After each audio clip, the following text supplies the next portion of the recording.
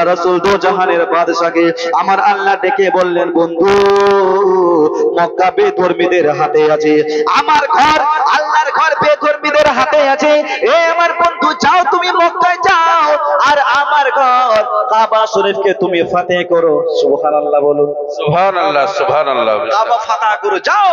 বিশ্বনবী দো জাহানের বাদশা মদিনা থেকে বের হলো 12,000 সৈন্যকে নিয়ে। কয় হাজার? এই মক্কা ছেড়েছিল একজনকে নিয়ে, হযরতে আবু বকর সিদ্দিককে নিয়ে মক্কা ছেড়েছিল, হিজরত করেছিল। আবার যখন মক্কায় আসছে তো আমার নবী 12,000 সঙ্গী সাথীদের নিয়ে আসছে। জোরে বলো সুবহানাল্লাহ সুবহানাল্লাহ। মক্কা ফাতহ করতে হবে, মক্কা জয় করতে হবে। বিশ্বনবী দো জাহানের বাদশা যখন 12,000 মানুষকে নিয়ে মক্কাতুল মুকাররমায় প্রবেশ করলো, মক্কায় বড় বড় গুন্ডা বদমাশ আবু লাহাব উতবা সাহেবাইরা ছিল। 12,000 সঙ্গী সাথীদেরকে দেখে সাহস পেল না। জোরে বলুন সুবহানাল্লাহ। আল্লাহর নবী দো জাহানের বাদশা সোজা মক্কাতুল মুকাররমায় গেল, কাবা শরীফের ভিতরে গেল, কাবার দরওয়াজা খুললো, কাবার ভিতরে ঢুকলো। বিশ্বনবী দেখছেন কাবা শরীফের ভিতরে অনেকগুলো মূর্তি, 360 খানা। কয়খানা? 360 খানা মূর্তি ছিল। নবী বললেন, আলী একটা কাজ করো, সব মূর্তি ভেঙে দাও, যত মূর্তি আছে সব ভেঙে দাও। যত নিচে মূর্তি ছিল সব ভেঙে শেষ, কিছু মূর্তি উপরে রাখা ছিল। হযরত আলী বলছেন, হুজুর আপনি আমার কাঁধে উঠেন, আমার কাঁধে ওঠেন আর মূর্তিগুলো ভেঙে ফেলুন। তো রাসূলুল্লাহ বলছেন, আলী তুমি নবুয়তের ভর উঠাতে পারবে না। সুবহানাল্লাহ সুবহানাল্লাহ। বেশক তুমি নবুয়তের ভর উঠাতে পারবে না। এ আলী তুমি আমার কাঁধে উঠো। হযরতে আলী বিশ্বনবীর কাঁধে উঠলেন। উপরে যতগুলো মূর্তি ছিল সমস্ত মূর্তিকে ভেঙে চূর্ণ বিচূর্ণ করে দিল। মুসলমান কাবা শরীফ পরিষ্কার করে দিল। মুসলমান আল্লাহর নবী দো জাহানের বাদশা কাবার বাইরে বের হলো। ওইখানে একটা লোক দাঁড়িয়ে ছিল, লোকটার নাম হচ্ছে উসমান ইবনে তালহা। কি নাম? উসমান ইবনে তালহা। এই মক্কা ফাতেহের আগে আমার নবী একবার এই উসমান ইবনে তালহার কাছে কাবা শরীফের চাবি চেয়েছিল। উসমান একটু কাবা শরীফের চাবি দিবা, আমি ভিতরে ঢুকে একটু আমি আল্লাহর ইবাদত করব। সুবহানাল্লাহ বলুন। সুবহানাল্লাহ সুবহানাল্লাহ। চাবিটা দিবা। উসমান ইবনে তালহা বলেছিল, এ আব্দুল্লাহর ছেলে মুহাম্মদ, এই মক্কার চাবি সবাই পাবে, আবু লাহাব পাবে, আবু জেহেল পাবে, মক্কার গুন্ডা বদমাশ পাবে, কিন্তু মক্কার কাবার চাবি আমি তোমাকে কোনোদিন দেব না। এখন ওই কাবা শরীফের চাবি আমার রাসূলুল্লাহর হাতে। জোরে বলো সুবহানাল্লাহ। সুবহানাল্লাহ সুবহানাল্লাহ। আর উসমান গানি পার্সি দাঁড়িয়ে আছে। তো নবী বলছেন, উসমান মনে আছে একদিন কাবা শরীফের চাবি চেয়েছিলাম তোমার কাছে, তুমি দাও নাই। আজকে দেখো কাবার চাবি আমি রাসূলুল্লাহর হাতে। আমি একবারের জন্য চেয়েছি, তুমি দাও নাই, তবে এই চাবি আমি তোমার হাতে তুলে দিলাম। সুবহানাল্লাহ সুবহানাল্লাহ। আমি চেয়েছি, তুমি দাও নাই, আজ এই কাবার চাবি তোমার হাতে তুলে দিলাম। কিয়ামতের সকাল পর্যন্ত তুমি মারা যাবে, তোমার ছেলের হাতে থাকবে, তারা মারা যাবে, তার ছেলের হাতে থাকবে। আজও পর্যন্ত কাবার চাবি উসমান ইবনে তালহার বংশের হাতের মধ্যেই আছে। জোরে বলুন সুবহানাল্লাহ সুবহানাল্লাহ। নবী বললেন, একবারের জন্য চেয়েছি, তুমি দাও নাই, আমি কিয়ামতের সকাল পর্যন্ত দিয়ে দিলাম। ও মুসলমান বাবাজি ভাই, বিশ্বনবী দো জাহানের বাদশা যখন মক্কা ফাতেহ করে নিল, কাবা শরীফ জয় করে নিল, ওখানকার ইহুদি খ্রিস্টানেরা, ইহুদি সম্প্রদায়ের লোকেরা যে যেদিকে পারলো পালিয়ে গেল। একটা বুড়ি মেয়ে রাতের অন্ধকারে একটা বিশাল বড় পুটলি নিয়ে পালিয়ে যাচ্ছে। হঠাৎ রাতের অন্ধকারে আমার নবীর সঙ্গে সাক্ষাৎ। তার সাথে সাক্ষাৎ? নবীর সঙ্গে সাক্ষাৎ। ইতিপূর্বে ওই বুড়ি মেয়েটা আমার নবীকে কোনোদিন দেখে না। তো বুড়ি মেয়ে যখন আমার নবীকে দেখলেন, ভয়ে চমকে গেল। একটু স্টেজে একটু আওয়াজটা কম করিয়ে। হ্যাঁ, দমকল থেকে গোলাম কিবরিয়া 1000 দিয়েছে। নারে তাকবীর, নারে রিসালাত, নারে তাকবীর, নারে রিসালাত। ইয়া রাসূলুল্লাহ। এই ঘুম লেগেছে না, নারে তাকবীর, আল্লাহু আকবার। ইলেকশনের সময় কত দিয়েছেন নারা বলেন তো? দিয়েছেন কে? দেন নাই? ইনকলাব জিন্দাবাদ মিম্বারের পিছনে গলা ফাটিয়ে দিয়েছেন, দেন নাই? দুনিয়ার নেতার পেছনে স্লোগান দিয়ে কোনো লাভ আছে? নবীর পেছনে স্লোগান দিলে লাভ আছে না নাই? লাভ আছে। নবীর পেছনে স্লোগান দিলে আল্লাহর জান্নাত পাওয়া যায়। জি জি। নেতার পেছনে স্লোগান দিয়ে লাভ নাই মিয়া। নেতা নেতার জায়গায়, আপনি আপনার জায়গায়। আরে আল্লাহ রসুল ভুইলা তুমি দিচ্ছ নেতার স্লোগান, নেতায় তাকে এসি রুমে তুমি টানছো জেলের ঘাট। আল্লাহ রসুল ভুইলা তুমি দিচ্ছ নেতার স্লোগান, নেতায় তাকে এসি রুমে তুমি টানছো জেলের ঘাট। জবাব কি তুই দিবি সেই দিন আল্লাহর দরবারে? কি লাভ হলো ঘুরে রাজনীতির পিছে ভাইরে, কি লাভ হলো ঘুরে রাজনীতির পিছে। আর রাজনীতির নোংরা খেলায় পড়ে গেছো গন্ডিতে, মাথা তোমার খাইছে ও ভাই ভণ্ড কিছু পণ্ডিতে। রাজনীতির নোংরা খেলায় পড়ে গেছো গন্ডিতে, মাথা তোমার খাইছে ও ভাই ভণ্ড কিছু পণ্ডিতে। কত মায়ের খোঁজে এরা খালি করেছে, কি লাভ হলো ঘুরে রাজনীতির পিছে ভাইরে, কি লাভ হলো ঘুরে রাজনীতির পিছে। আমাদের গ্রামের মেম্বার সাহেব রাস্তাতে হাঁটতে হাঁটতে চলে, ও মেম্বার সাহেব একটু দাঁড়ান দাঁড়ান, আমাকে আর চিনতেই পারে না, ভোটার গুলোকে চিনতেই পারছে না কেন বলেন তো ভাই? আপনার পেছনে ভোটের আগে 10-12 লাখ টাকা খরচ করেছে। আপনাদের দিকে হয় কি হয় না? আমাদের এলাকায় ইলেকশনের সময় এক একটা মেম্বার 8 লাখ 10 লাখ খরচ করেছে, এই জন্য জেতার পর আর চিনতেই পারে না।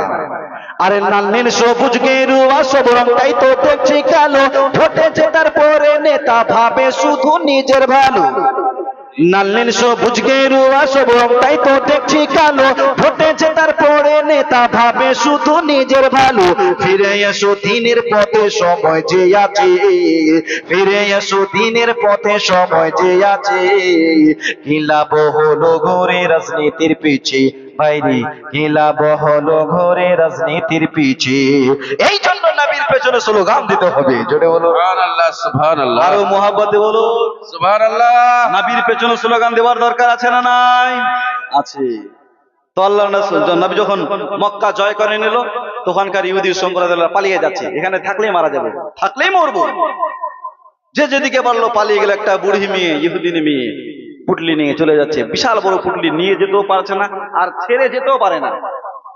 তো বুড়ি মেয়ে পালিয়ে যাচ্ছে, হঠাৎ রাতের অন্ধকারে নবীর সঙ্গে সাক্ষাৎ। ইতিপূর্বে নবীকে বুড়ি মেয়ে কোনোদিন দেখে না। ও মুসলমান বাবাজি ভাই, বুড়ি মেয়েটা চমকে গেল।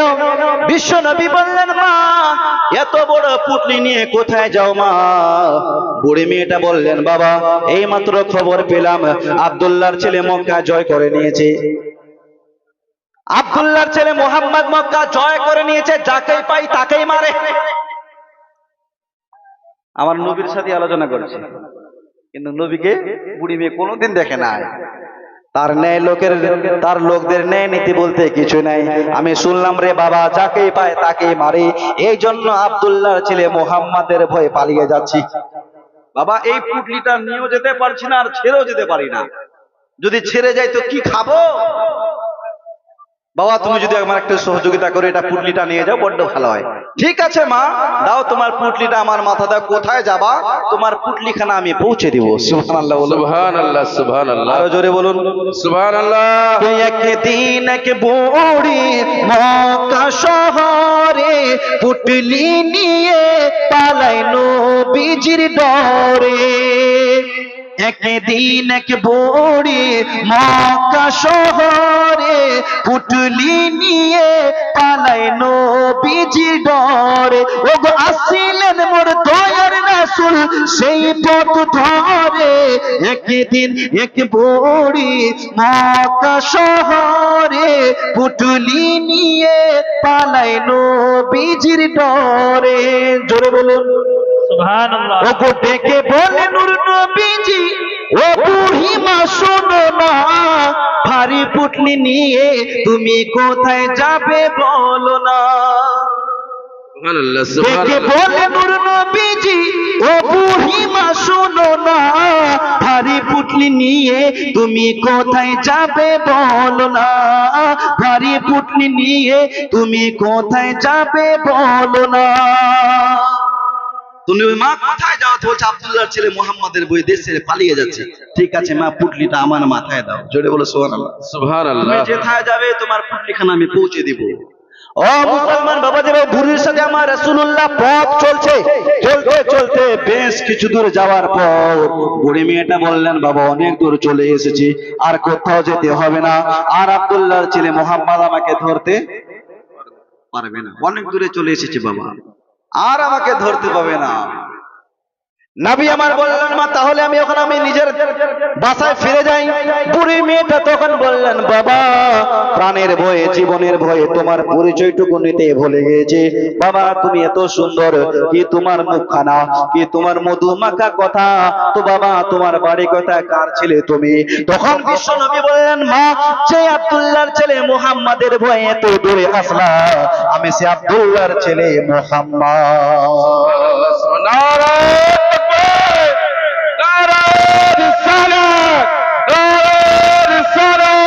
হযরত মাওলানা মুহাম্মদ কাসিমুল ইসলাম সাহেব, নারায়ে তাকবীর, নারায়ে রিসালাত, সুবহানাল্লাহ সুবহানাল্লাহ। যার ভয়ে তুমি এত দূরে আসলা, আমি সেই আব্দুল্লাহর ছেলে মুহাম্মদ। জোরে বলুন সুবহানাল্লাহ সুবহানাল্লাহ। ওই বুড়ি মেয়েটা নবীর চেহারার দিকে চেয়ে থাকলো, হায় রে যার চেহারা পূর্ণিমার চাঁদের মতো, যার চেহারা সুন্দর, কথাগুলো এত সুন্দর মধু মাখা, এই নবী কোনোদিন ভুল হতে পারে না, এই নবী কোনোদিন মিথ্যা হতে পারে না। ওই বুড়ি মেয়েটা সঙ্গে সঙ্গে আমার রাসূলুল্লাহর কালেমা পড়ে ইসলামে দাখিল হয়ে গেল। সুবহানাল্লাহ সুবহানাল্লাহ। নবীর মতো কি কেউ সুন্দর আছে ভাই? আছে? চাঁদে দাগ আছে, কিন্তু নবীর চেহারাতে কোন রকমের দাগ নাই। সুবহানাল্লাহ। अरे चांद से खूबसूरत रुखे मुस्तफा, बेशक चांद से खूबसूरत रुखे मुस्तफा, उनको देखा तो ये आयशा ने कहा, तौबा तौबा उन्हें चांद जैसा कहो, तौबा तौबा उन्हें चांद जैसा कहो, चांद जैसा बताना गलत बात है। সুবহানাল্লাহ সুবহানাল্লাহ। চাঁদের মতো আমার নবীকে বলা যাবে না, কারণ চাঁদে দাগ আছে, নবীর চেহারাতে কোন রকমের দাগ। মুসলমান বাবাজি ভাই, আল্লাহ নবী দো জাহানের বাসর ওই বুড়ি মেয়েটা কালেমা পড়ে ইসলামে দাখিল হয়ে গেল। সুবহানাল্লাহ বলুন। সুবহানাল্লাহ। কয়েকটা লোকের ব্যাপারে এলান ছিল, ওদেরকে দেখলেই খুন করে দিবা, মক্কা বিজয়ের সময়। এর মধ্যে এক নম্বরে ছিল আবু জেহেলের ছেলে ইকরামা। তার নাম আবু জেহেলের ছেলে ইকরামা, এর নামটা ব্ল্যাক লিস্টে ছিল, যে ওকে দেখলেই খুন করে দিবা। যেই জানতে পারলেন যে আব্দুল্লাহর ছেলে মুহাম্মদ মক্কা জয় করে নিয়েছে, ও মক্কা ছেড়ে ইয়ামানের দিকে ইয়ামানের দিকে পালিয়ে গেছে ভয়ে।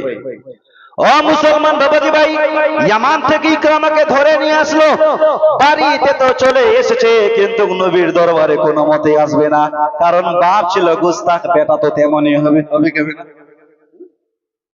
ও মুসলমান বাবাজি ভাই, ইকরামার স্ত্রী এক পা দু পা করে আমার রাসূলুল্লাহর কাছে আসলো, আসার পর বলতে লাগলেন, হুজুর, ইয়া রাসূলুল্লাহ, ইয়া হাবিবাল্লাহ, নবী গো, ও নবী, আমি শুনেছি আমার স্বামীর ব্যাপারে ঘোষণা করা হয়েছে, দেখলে খুন করে দিবা।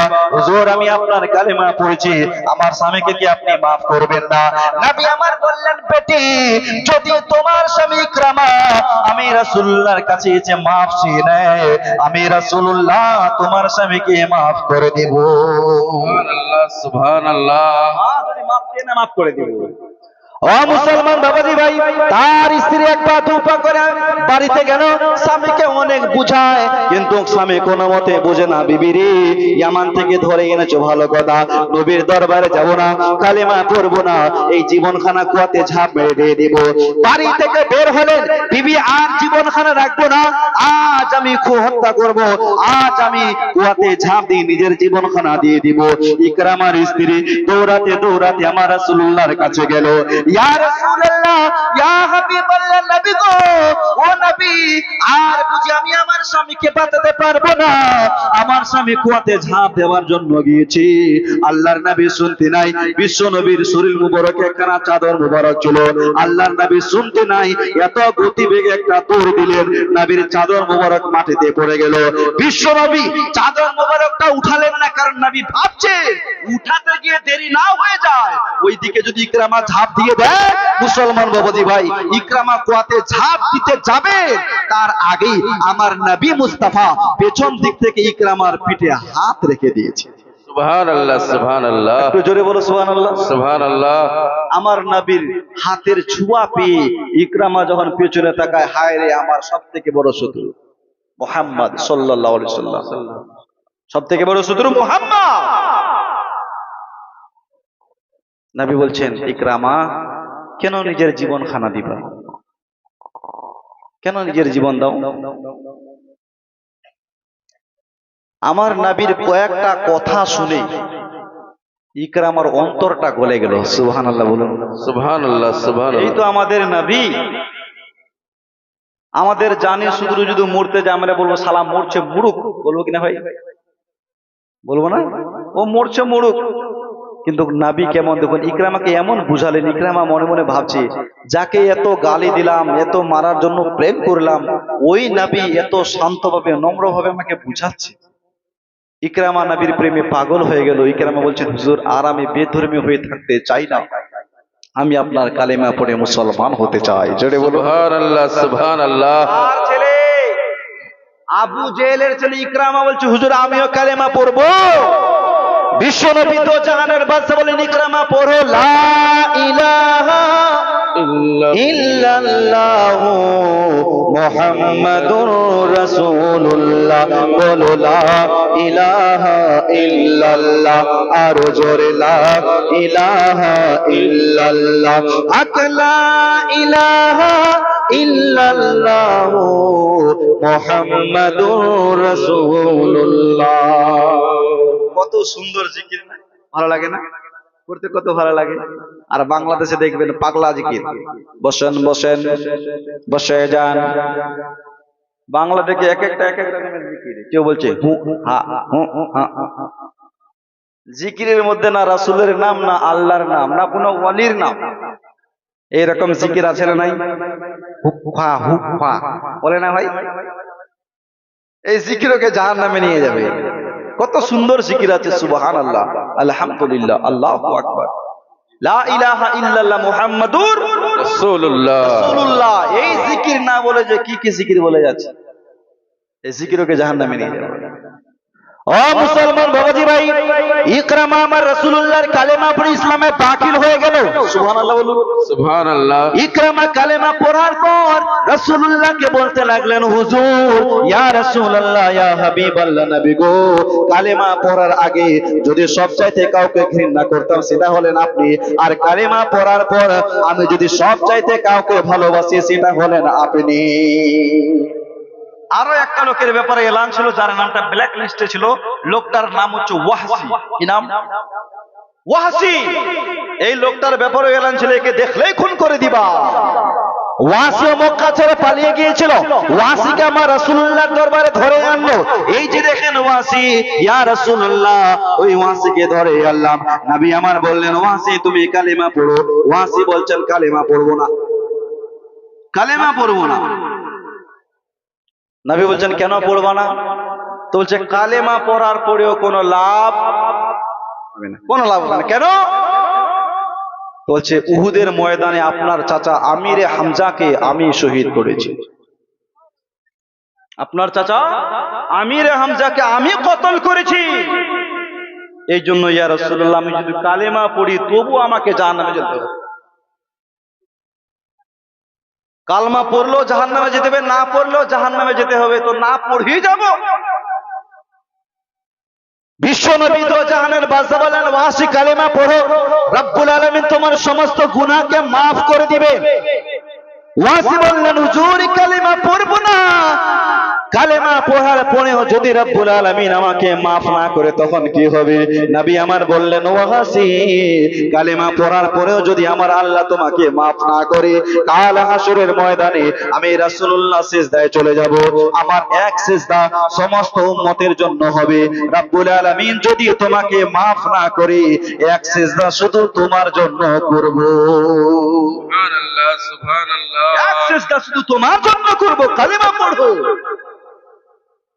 মুসলমান দেখুন, এত গুনাহ করার পরেও যদি আমার আল্লাহ maaf করে দেয়, তাহলে আমরা মুসলমান বাজি বলুন, আমরাও যদি তওবা করি আল্লাহ পাক আল্লাহ তাআলা maaf করবে কি করবে না? বান্দার গুনাহ যদি পাহাড়ের সমতুল্য হয়, আমার আল্লাহর দয়া আকাশের সমতুল্য। জি জি, সুবহানাল্লাহ সুবহানাল্লাহ।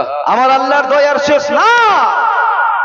এই জন্য সব সময় আল্লাহর কাছে তওবা করতে হবে, আল্লাহর কাছে maaf চাইতে হবে।